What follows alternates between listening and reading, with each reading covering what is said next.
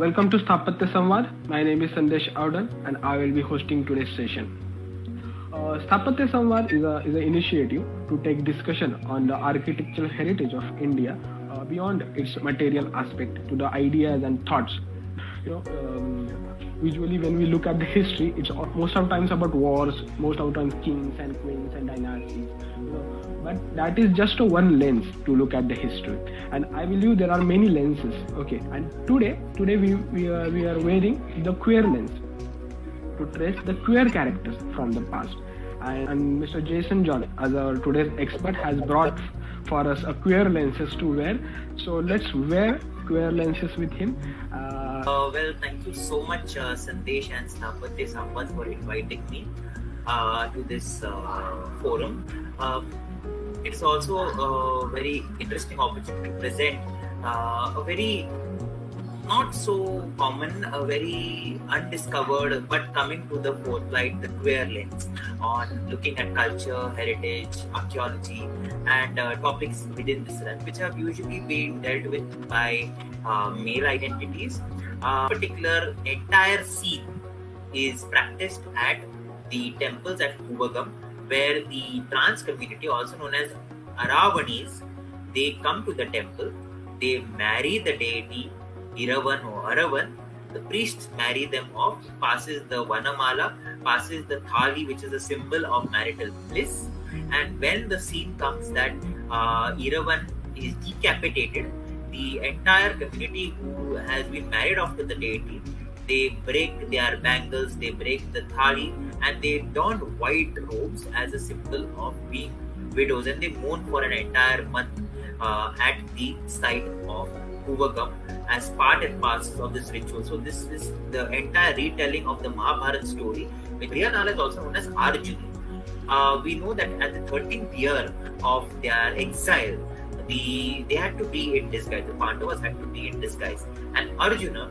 took the form of what is translated in old terminology as eunuch, but a person in drag. And we get to see a very, very good example of this in the Madurai Meenakshi temple at Madurai. And what we get to see is an excellent form of a non-binary, gender-fluid identity.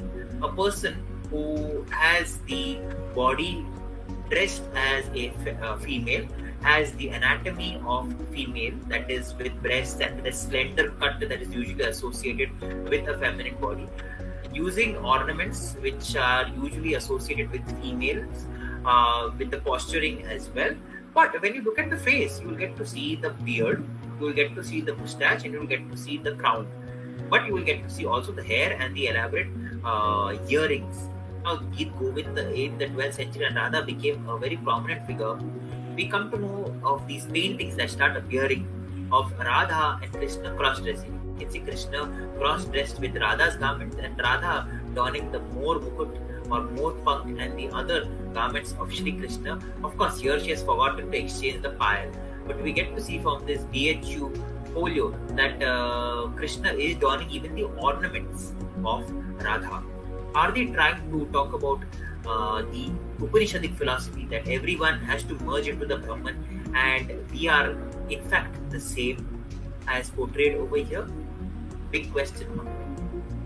Mallinath is one of the Jain Tirthankars, but in the Shvetambara tradition, very, very interestingly, Mallinath, one of the Tirthankaras, was a woman who, Malli Bai as she's called, who transformed into masculine and gained enlightenment.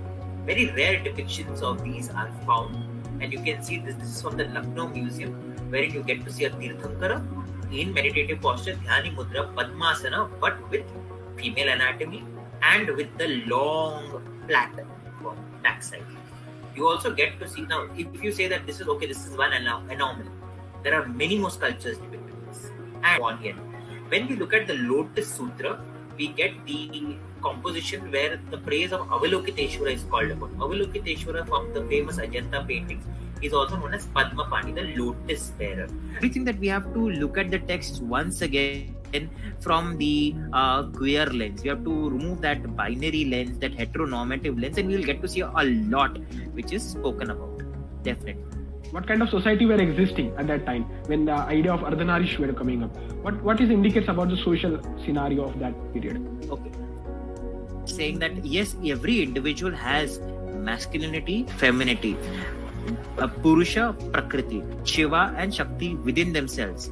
How much they want whichever identity to manifest is given up to the individual. So we are looking at a society which is accepting. Sir, actually, I was thinking about queer characters that most of the time what people say is that it's a very westernized concept. So what is your take on that? When people say? When people say, I will tell the people that first of all, you have your syllabus is a very old syllabus. Your knowledge is not updated. Not outdated, it's not updated. Okay, and the textbooks are changing. So I would say go back to your sources. Don't believe me, don't believe anything that I have said, but go back to your sources and look for yourself. It may be sitting in your house, you may be having an Ardhanarishwara painting within your house. Explore that idea. There will be a lot of opposition because people have whitewashed their history. People have whitewashed, they are wearing blinkers. Indian culture doesn't look with blinkers. Indian culture removes those blinkers and looks at everything. Vividhata, okay? Vasudeva Kutumbakam, okay? Even the Brahman, even the Vishwarupa will take everyone. Now, anyone tells you, I will tell them, go back, read your sources. Don't believe me. Read your sources, read your Vedas, read your Purans, look at your paintings, look at your sculptures. That is the advice that I will give. Don't believe me.